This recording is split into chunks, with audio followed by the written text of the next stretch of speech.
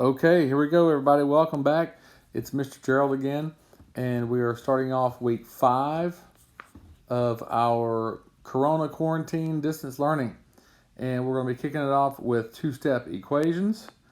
And we'll be looking at the equations for this video. Then we will look at inequalities in the next video, video 2. Okay, we're going to jump right into it. If you'll remember earlier during the year, before we had those awesome packets that everyone enjoyed, we had these handouts. And then on these handouts, we had at the very top outlined on these steps. Okay, these are these steps in order to solve for unknown variables. All right, or as I like to call them in my class, or the reference them as an inverse imbalance problem.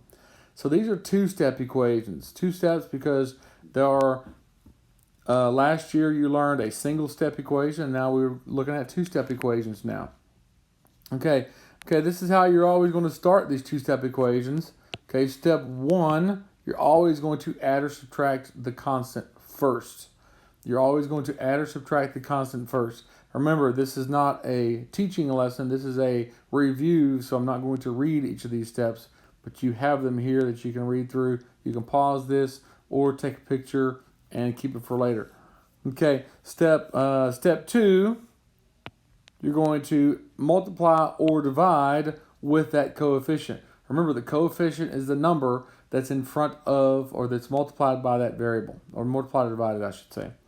Okay, these are the steps to walk through. All right, we've got 4 examples. Let's go ahead and knock these examples out. Okay, so we have 6x minus 22. Okay, if you'll remember, we were setting these up before. We would draw the line which would separate either left and right side. Be able to help you, give you an idea to balance. Remember, if you do something to one side, you must do that to the other. Okay, so if you'll notice that we have 6x minus 22 is equal to negative 10. And because we're subtracting 22 on the left, we're going to add 22 on the left, because that's the inverse operation, or the opposite.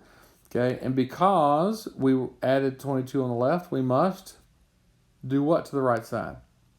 Good. Okay, you must add 22 to the right side. 22, a positive 22 and negative 10 gives me a positive 12. Let's bring this 6 down. Okay, that was the that middle step in the process. Simplify and rewrite the equation as a one-step equation. All right, and so you bring that down, and we're going to say 6x is equal to 12.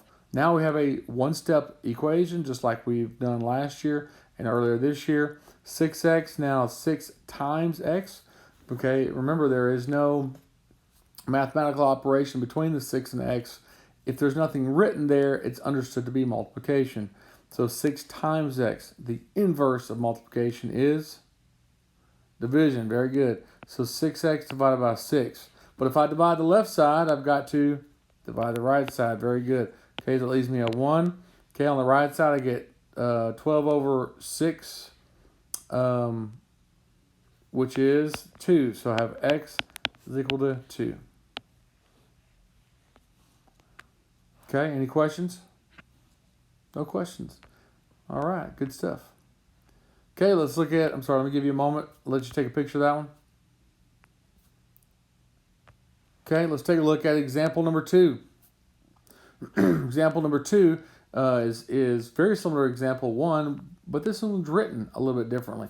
Over on example 1, it actually said 6x minus 22. So that variable, the variable was written first.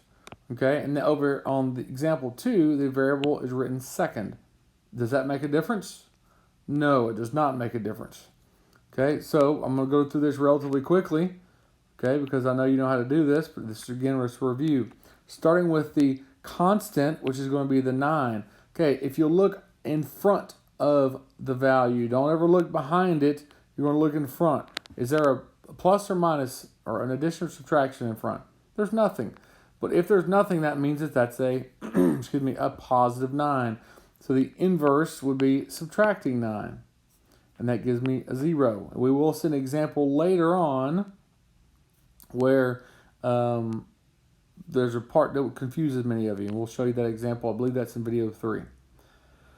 Okay, so if I subtracted 9 on the left, that means I've got to subtract 9 on the right. It gives me 29 minus 9 is 20. Okay, again, I'm bringing down the 4x, so I have 4x is equal to 20. 4 times x, that means I have to divide by x, divide by 4. And then I have to do that on the left, I've got to do it on the right. So that gives me a 1, so that's x is equal to, what's 20 divided by 4? 5, awesome.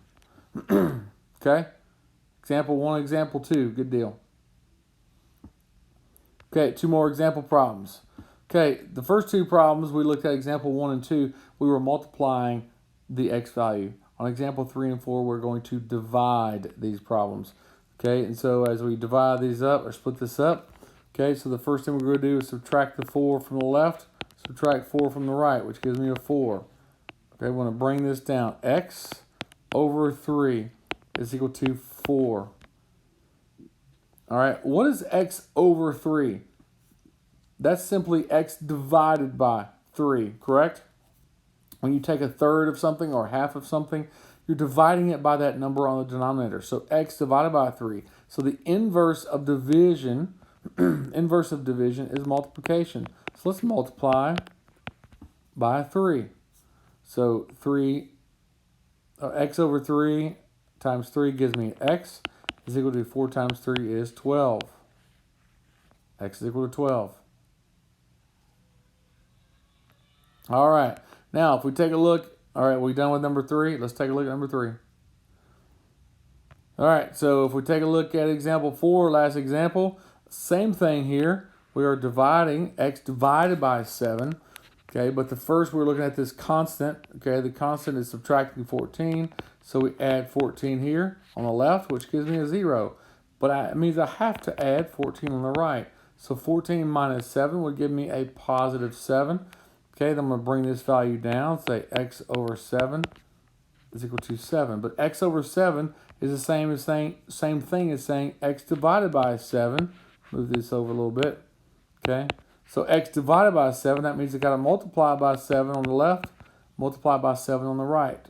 I'm done. That 7 divided by 7 is 1, so it gives me x is equal to 7 times 7 is 49. Okay, those are our 4 examples for starting off with the 2-step equations. Okay, if there are any questions, please contact me via email, via Remind, all right, or chatting on Google Classroom. Okay, that's all for this video. We'll see you in the next one.